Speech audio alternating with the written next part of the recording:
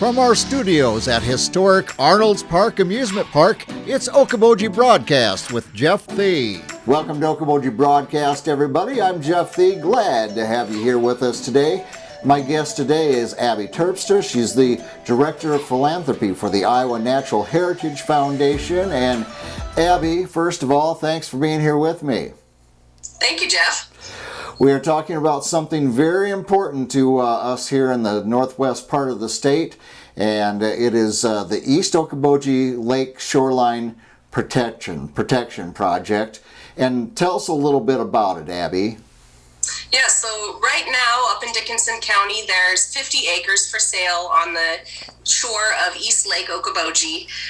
It's 2,020 feet of undeveloped shoreline, the last privately held undeveloped shoreline on the lake. Right. And Iowa Natural Heritage Foundation, which I work for, would like to see this protected as a natural space. So right now we're in the middle of a campaign that's going fast and furious to raise the funds to protect this. We've been working with the seller, who has given us an option to purchase and a deadline of Labor Day. So coming right up, to raise the needed funds. And we've been trying to do a lot of outreach up in the area to get the lakes people interested in helping be part of this protection project.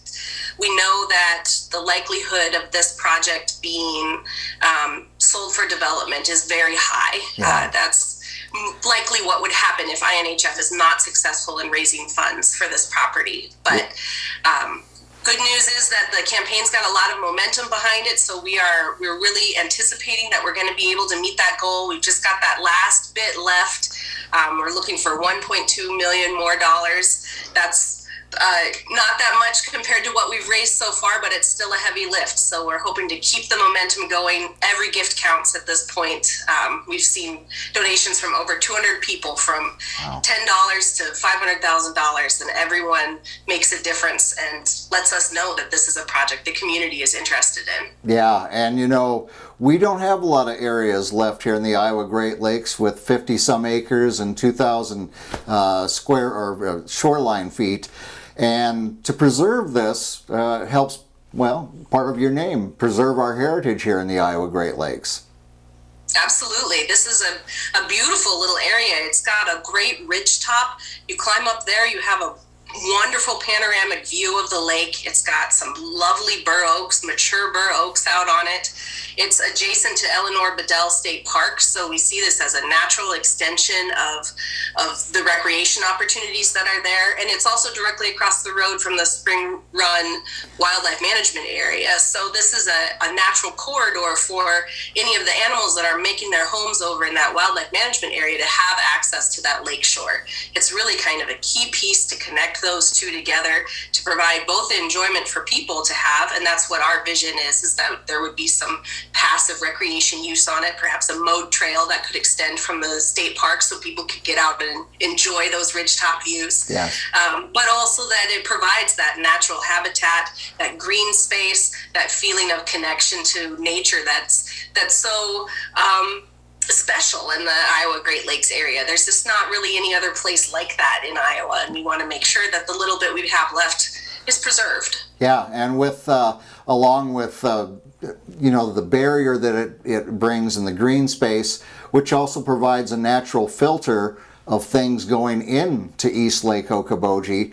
And if that gets developed, you've got concrete, you've got rooftops, you've got pavement and infrastructure, and all those things stop that natural filter of whatever it may be going into the lake.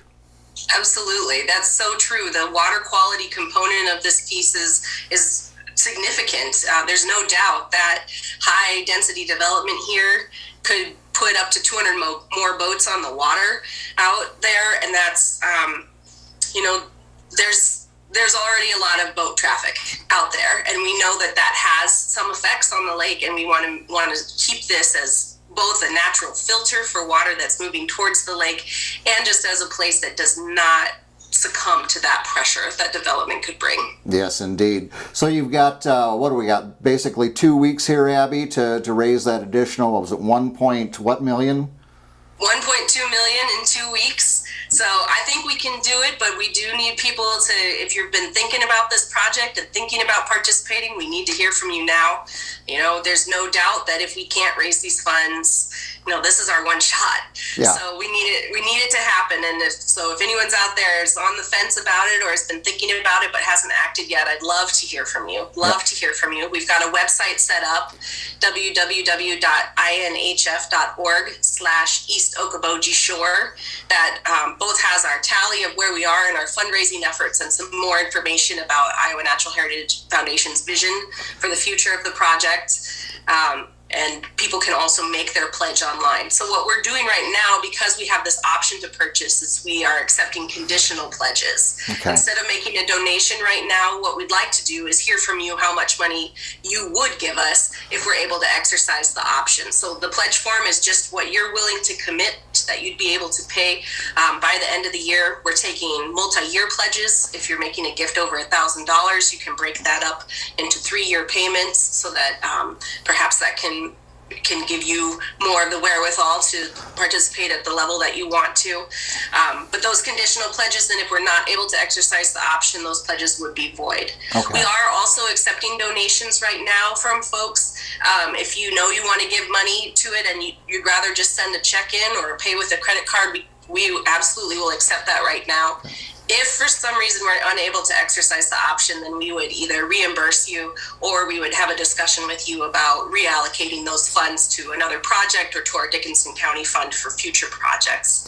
But the great news is that the momentum on the campaign is strong. We're really feeling like we're going to be able to get this across the finish line with the kind of enthusiasm that we're seeing from the community up there. I'm trying to walk that line right now. We love the momentum. We still know that 1.2 million that's still a significant amount of money to raise. So we don't want anyone to think, oh, they've got it in the bag. We don't yet, right. But we're getting close. So please come help us get across the finish line. Yeah, like a football game, you got to play all the way through the fourth quarter, and that's kind of where we're at right now. And obviously, there's a great deal of passion for this. I don't know what the total price tag was on this, Abby, but to get it down to 1.2 million, obviously a lot of people are stepping up, and like you said, whether it's $10, $100, or $5,000, $10,000 or more, that brings you towards that goal so much quicker. So we want this to be fast and furious all the way till the end. And you've got great options there to allow people to, there's no danger if you make a pledge and for some reason you don't hit your goal, you're not going to lose your money, but you've got the option of doing it now or spreading it out. So it brings a lot of comfort to people's pocketbook if they want to contribute to this. Absolutely. And that's, we know that this is an important one-time project, but that having that multi-year option can really make people participate at a level that they feel like they really want to commit to at the lake. So very good. I think we're seeing that message of how much would you be willing to pay to ensure that this space stays green and natural, and that 200 more boats aren't out there on the lakes. What would you be willing to give for that? And that's what we'd like to see you pledge. All right. Well, like I say, we're in the fourth quarter, and now's the time to pledge.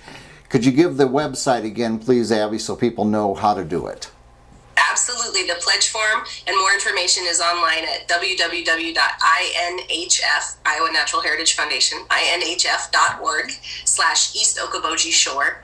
And also feel free to reach out to me. Again, I'm Abby Terpstra.